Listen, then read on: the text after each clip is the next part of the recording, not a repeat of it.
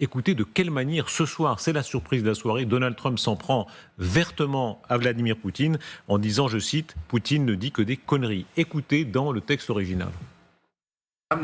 Je ne suis pas satisfait de Poutine. Je peux vous le dire dès maintenant, car il tue beaucoup de gens, et beaucoup d'entre eux sont ses soldats. Ses soldats et leurs soldats pour la plupart. Il y en a maintenant 7000 par semaine, et je ne suis pas content de Poutine. Si vous voulez savoir la vérité, Poutine nous raconte beaucoup de conneries. Il est très gentil tout le temps, mais ça ne veut rien dire. Voilà, c'est un moment dans ce que nous sommes en train de vivre dans le texte original. Qu'est-ce que c'est, connerie? C'est bullshit. Bullshit, voilà. Donald Trump dit, il est en train de me raconter des conneries. Quand même, c'est un cap. Il avait déjà dit des formules, je suis mécontent, etc. Non, là, c'est quand même le cap d'après. Ah ben oui, on est quand même très très surpris. Après, dans 15 jours, j'ai une excellente relation avec lui, j'ai eu une excellente réunion avec lui, etc.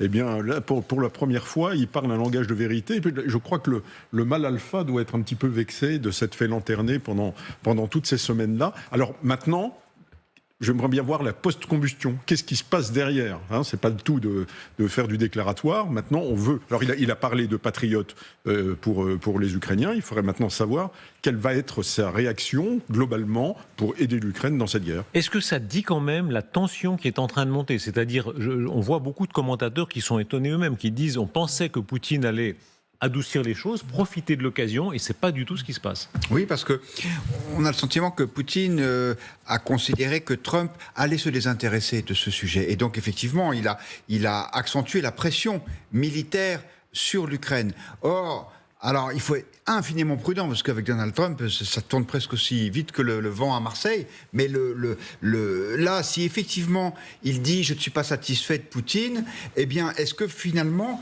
Donald Trump, avec une espèce d'humiliation, a décidé de se réimpliquer dans ce conflit? Bon, il y a deux indicateurs qui permettront de le dire. C'est effectivement le retour des approvisionnements en armes de l'Ukraine, notamment les missiles solaires, et puis, évidemment, les sanctions économiques. Pour l'instant, il n'y a rien. Donc, Trump nous a tellement habitués à des changements de pied, en tout cas dans ce dossier-là, que, à mon avis, il faut être prudent. Il y a une inquiétude qui monte sur le degré supplémentaire de volonté guerrière de la Russie. Dans quelques instants, on entendra cet extrait du directeur général de la sécurité extérieure de la France qui s'exprimait sur LCI, qui parle du danger d'une volonté de la Russie de passer à un échelon supérieur militaire. Lisons ce que dit Medvedev, la voix, disons, la partie plus vocale du régime de Moscou, qui dit « L'Américain, il parle de Trump, reprend son discours politique favori. Je suis satisfait de la conversation avec Poutine, je suis déçu de la conversation avec Poutine. » Et il poursuit « Comment devrions-nous gérer cela de la même manière qu'avant, comme le font nos soldats, comme le fait le commandant en chef suprême ?» Réponse militariste. Oui, tout à fait. Bon, c'est Medvedev aussi, mais en même temps... à la fois, Trump constate effectivement... Alors, est-ce que Poutine le mène en bateau? Est-ce que c'est sa perception ou pas? C'est-à-dire qu'effectivement, pendant les premiers temps, Poutine a fait un effort pour répondre ou faire semblant d'aller dans le sens de ce que demandait Trump, puisqu'il avait accepté le principe d'un cessez-le-feu, mais avec des conditions. Ensuite, il avait proposé la reprise des discussions. Est-ce que c'est possible que ça se gâte, franchement, entre eux? Disons les choses. Est-ce que c'est possible? Ce que je pense, c'est que cette fois-ci... Poutine a dit clairement à Trump, moi j'ai des objectifs, je ne céderai pas tant que je n'aurai pas atteint mes objectifs, c'est-à-dire en particulier la reprise du Donbass. Il s'est passé quelque chose, le dernier téléphone, visiblement, le ton tournait allègre. Oui, parce que là, il n'a plus fait semblant, en fait, de donner satisfaction à Trump. Il lui a dit non, moi j'ai autre chose en tête, et je pense que c'est ce qui énerve Donald Trump. Ça ne veut pas dire pour autant qu'il va passer aux sanctions, peut-être à la fourniture d'armes parce qu'elles sont défensives, et qu'il est choqué par ce qui se passe à Kiev. Juste, il faut rappeler quand même l'enchaînement qui est humiliant pour Donald Trump, c'est-à-dire que de jeudi à vendredi, Donald Trump parle avec Vladimir Poutine. C'est la 6e fois qu'ils se parlent. C'est un coup de fil qui est long, tout le monde parle dessus, et quelques heures après avoir raccroché, il y a une salve de drones, 539, 11 missiles balistiques, la plus grande salve depuis février 2022, qui s'abat sur l'Ukraine, avec des centaines de blessés, des morts, etc. Tout le monde le commente et le présente pour ce que c'est un acte d'une extrême cruauté, et qui est le plus cruel des actes, ou l'un des plus cruels en tous les cas, en matière de munitions. imposée par la Russie à l'Ukraine. Regardez ces images, effectivement. Il y a là comme une humiliation de Trump, c'est-à-dire que quelques heures après le coup de fil, En fait, Poutine, envoie ça dans la figure de Trump. Mais exactement. Et ça veut dire quoi, le message, et j'en termine par là? C'est quoi l'effet de ce coup de fil sur Vladimir Poutine? C'est qu'il se dit open bar. Allez-y, envoyez tout ce qu'on a dans les entrepôts. C'est bon, ce type en face n'est rien. Et donc, Vladimir Poutine, je crois, a essayé, et il a peut-être, je dis peut-être, touché limite, de pousser l'enveloppe de la tolérance de Trump par rapport à cette cruauté le plus loin possible. Est-ce qu'il a atteint les limites? Le général Richoux le disait. Maintenant, Trump, il a une partition devant lui. Il a les sanctions, il a les livraisons d'armes, il a les votes à l'ONU, il a les tarifs douaniers. Les tarifs douaniers, n'oubliez pas qu'il n'en a imposé aucun à la Russie. Écoutez une voix qui compte évidemment beaucoup, c'est Nicolas Lerner, le directeur général de la sécurité extérieure de la France, qui s'exprimait sur LCI. C'est très rare, c'est la première fois dans l'histoire de tous les services secrets que leur patron parle dans une interview développée, complète à la télévision, et il parle de Vladimir Poutine en disant en quelque sorte, il est un secret impénétrable, sans doute que personne au monde ne sait exactement ce qu'il veut, et ça en dit long sur l'aggravation possible de la situation ce soir. Recruter des sources qui rapportent réellement, qui sont capables de nous dire voilà réellement ce que va penser Vladimir Poutine ou un dirigeant russe, c'est aujourd'hui extrêmement compliqué. D'abord parce que ce sont des régimes, vous avez cité le mot paranoïaque, et donc extrêmement protégés, et puis parce que ce sont des régimes où la prise de décision est concentrée dans quelques mains, pour ne pas dire dans 2 mains. Et donc être en capacité de pénétrer ces structures et ces régimes, évidemment que comme tout service de renseignement du monde, nous essayons, évidemment que nous travaillons à cela. Je dis aujourd'hui que c'est évidemment extrêmement compliqué. Voilà, l'inquiétude des Occidentaux, quand on regarde les troupes qui sont en train de s'amasser dans la région de Soumy, il y a des troupes qui vont venir, on va voir dans quelques instants, de Corée du Nord. Il y a un amoncellement de troupes que les Russes sont en train de disposer, non seulement le long de l'Ukraine, mais le long de l'OTAN. On comprend qu'effectivement, il y ait cette inquiétude. Anina Revol. Par rapport à Donald Trump, d'abord, s'il veut vraiment agir, les sanctions, en fait, contre le pétrole, contre le prix plafond du pétrole, parce que les Européens sont prêts, les Britanniques aussi, et donc il manque les États-Unis. Parce que pourquoi? C'est essentiel, parce que Poutine, il envoie ses drones et ses missiles sur Kiev et sur l'Ukraine. Pourquoi? Parce qu'il finance cette guerre avec l'argent du pétrole russe, parce que l'économie russe est au plus bas aujourd'hui. Et en fait, c'est un point clé justement pour... Sur les troupes, sur le fait qu'il n'y a pas, c'est pas un hasard quand on met des dizaines de milliers de troupes. Rappelez-vous, au tout début de la guerre, Emmanuel Macron, il était d'ailleurs à côté de Vladimir Poutine, il avait dit, je comprends la nervosité, il parlait des Ukrainiens à l'époque, qui ont 150 000 personnes de l'autre côté de la frontière. Là, il est de nouveau en train d'amasser des troupes. Ce qui est intéressant avec ce que dit M. Lerner, c'est ce qui a fait la différence entre les services américains et les services français et d'autres. C'est pas tant d'avoir les bonnes sources, mais c'est la manière dont ce qui remonte du terrain est interprété.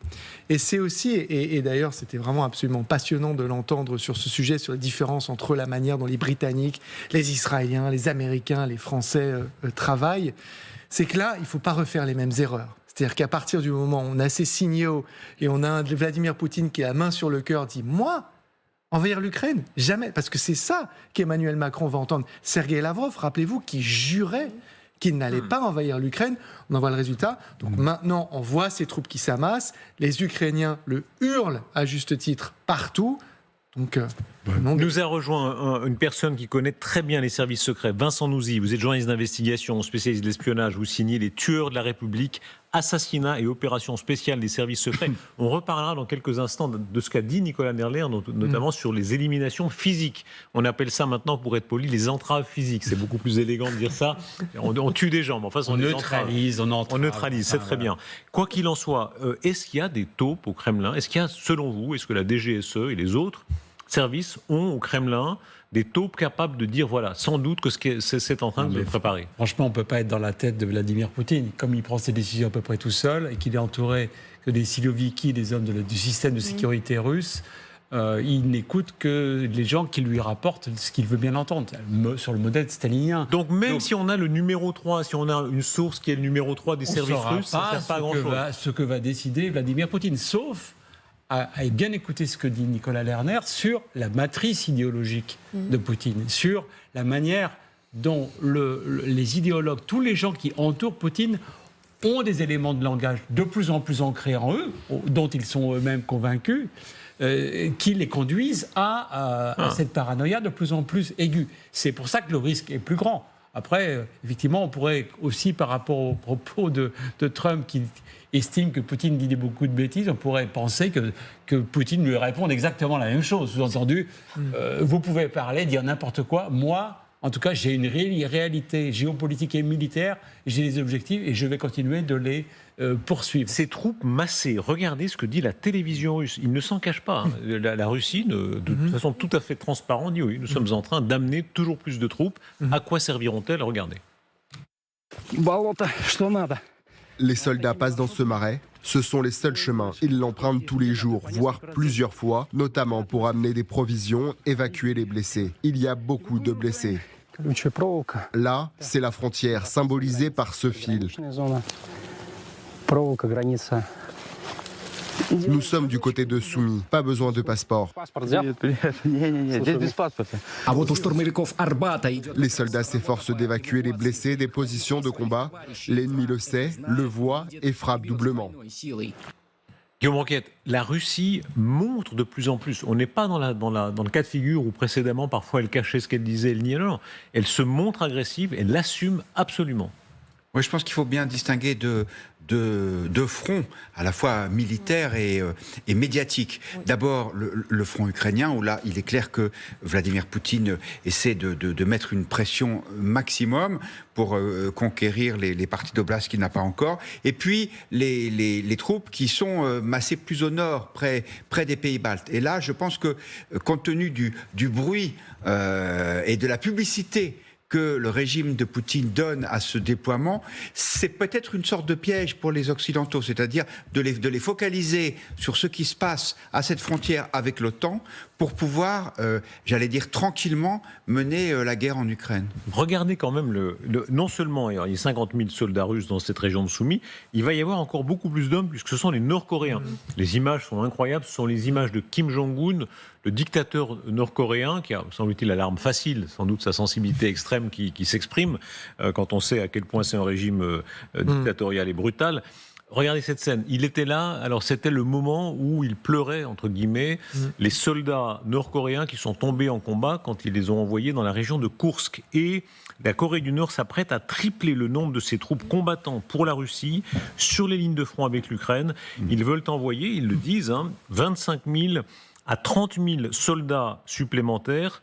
Je me corrige, ce n'est pas eux qui le disent. C'est l'évaluation des services de renseignement ukrainiens. Et selon CNN, un responsable des services de renseignement occidentaux confirme cette estimation selon l'état de leurs informations. Si effectivement il y a 30 000 soldats nord-coréens qui se rapprochent, c'est quelque chose de considérable. Oui, non, c'est considérable. Il faudra savoir s'ils franchissent la frontière. Et moi, là, j'ai encore des doutes. C'est-à-dire que là, les soldats qui ont été envoyés étaient sur le front de Koursk, c'est-à-dire qu'ils étaient en Russie. Et s'ils sont, par exemple, déployés sur les oblasts, sur la ligne de front en Ukraine, ça en fait de la Corée du Nord un co-belligérant, là, véritablement un co-belligérant. Alors que jusque-là, c'était des troupes, finalement, qui étaient stationnées à la demande de la Russie sur le territoire russe. Alors, je crois qu'il faut se méfier. Moi, je pense que l'option la plus crédible, c'est que ces troupes remplacent des troupes russes sur le territoire russe et ça va dégager 25 ou 30 000 Russes pour aller faire la guerre. Quelle est l'hypothèse que cherche Poutine, au fond, là, dans les prochaines semaines? C'est quoi? Mais moi, je crois honnêtement, la grande offensive d'été, si vous voulez l'envoyer, elle aurait dû être envoyée depuis juin. Donc moi, je ne vois pas de grande offensive d'été. Il va continuer à grignoter. Je pense que Soumy, ça sert à fixer un maximum de troupes au nord et il va continuer à pousser au centre. Parce que son grand but, c'est clairement de vouloir compléter les oblasts qui sont annexés de facto à la République de Russie. Voilà, donc je pense qu'il n'y aura pas d'offensive plus importante que celle-là. Actuellement, il n'en est pas capable. Ça montre surtout que cette guerre consomme beaucoup d'hommes et que finalement la grande armée russe finalement est faible et ça montre d'une certaine façon la faiblesse de l'armée russe parce qu'il a besoin du Nord-Coréen. Il faut savoir aussi qu'il y a quelque chose d'inquiétant, c'est quand même que les Nord-Coréens n'agissent pas sans la bénédiction de la Chine parce que le régime nord-coréen c'est un régime vassal de la Chine. Donc quel est le soutien de la Chine? Et ça c'est quelque chose de crucial dans la perspective de nouvelles sanctions éventuelles de Donald Trump, notamment sur le pétrole, parce qu'il faut savoir que la Chine achète aujourd'hui du pétrole russe, et ça c'est quelque chose de crucial. Alors vous posiez la question, que veut Vladimir Poutine? D'abord éviter la mobilisation totale de la population. Après il y a le verre à moitié, plein pour l'Ukraine qui dit regardez, c'est une preuve de faiblesse, mais c'est aussi une immense preuve de force. Eux ils claquent dans les doigts. Et la Corée du Nord enverrait, j'emploie le conditionnel parce que c'est difficile de le vérifier, 30 000 hommes. Nous, nos troupes de réassurance, on vous avait demandé 200 000, c'est devenu 60 000. Après, on a parlé de 25 000. Vous avez entendu les Français et les Britanniques parler de troupes de réassurance récemment? 25 000, on n'arrive pas à les avoir. Et eux claquent comme ça, ils en ont 30 000. Donc, c'est pour ça que j'ai dit tout à l'heure, attention à ne pas refaire les mêmes erreurs. 30 000 hommes nord-coréens, même si c'est 20 000 combattants et 10 000 qui sont dédiés à la logistique, c'est colossal, c'est très important. Vous adossez ça aux forces russes. Qu'est-ce qu'il veut Vladimir Poutine? Il veut continuer. Donald Trump s'en rend compte un peu tardivement, mais même quand vous êtes les géniaux ukrainiens avec énormément d'inventivité et qu'il faut traiter 30 000 troupes supplémentaires, qu'elles soient du côté russe ou du côté ukrainien, c'est beaucoup de monde et c'est un problème absolument majeur. Oui, alors en ce qui concerne Vladimir Poutine, ce qu'il a en tête ou autre, je l'ai dit plusieurs fois, ce qu'on me disait en Russie, c'est que c'était une boîte noire et qu'en réalité, seul lui savait ce qu'il allait faire et qu'une fois le crash intervenu, donc l'intervention, on savait que c'est ce qu'il voulait faire. Mais là, il donne et des beaucoup preuves. N'étaient pas... Beaucoup d'hommes. Non, mais bien sûr, beaucoup d'hommes. d'hommes. Est-ce qu'effectivement, ils vont intervenir sur le territoire ukrainien ou pas? En réalité, on n'en sait rien. Vladimir Poutine veut occuper les territoires qu'il a annexés et en particulier le Donbass. À quoi sert de frapper Kiev aujourd'hui, d'avoir des victimes civiles, de faire de la provocation vis-à-vis de Trump? On se pose la question. À mon avis, s'il avait continué à progresser dans le Donbass, Trump, ça ne le dérangeait pas du tout. Là, il a une forme de compassion, effectivement, pour les victimes civiles.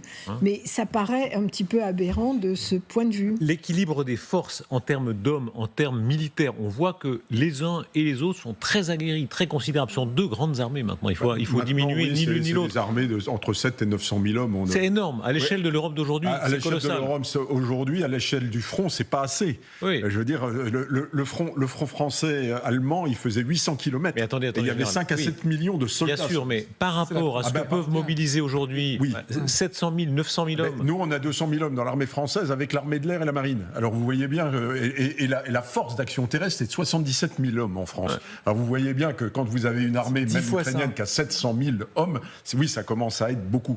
Je voudrais simplement dire 50 000 hommes, c'est ce qu'ils avaient envoyé quand l'attaque au nord de Kharkiv. Vous vous rappelez de cette attaque? Elle n'est allée nulle part. 50 000 hommes, c'est bien, ça ne permet pas de gagner la guerre ni de percer le front. Regardez cette séquence, puisque dans la bataille des drones, et les Ukrainiens et les Russes remportent des batailles, et par exemple maintenant, des batailles y compris simplement aux fusées d'assaut, des fusils d'assaut, en l'occurrence sont les Russes, qui abattent les drones ukrainiens.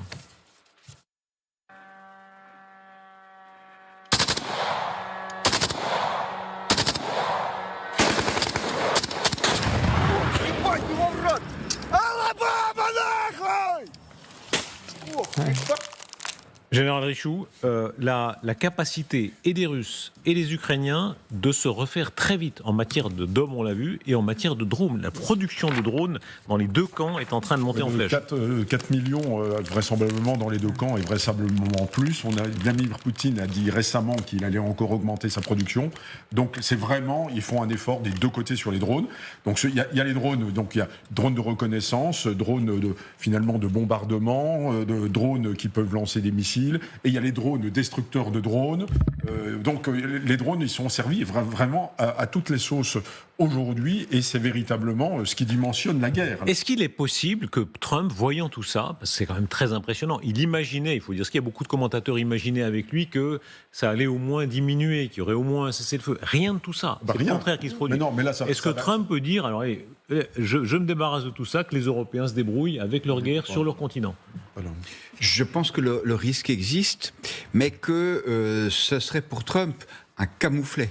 Et on l'a rappelé tout à l'heure, les discussions entre Trump et Poutine, elles ont commencé il y a 5 mois. Il y a eu 6 longs appels téléphoniques entre les deux hommes. Et le résultat de ça, c'est les déclarations de Poutine au forum de Saint-Pétersbourg, dans lequel il dit « Je considère les Russes et les Ukrainiens comme un seul peuple. Dans ce sens, toute l'Ukraine est nôtre. » Ça veut dire que Poutine, il n'a pas changé d'avis. Et donc, effectivement, il continue la guerre.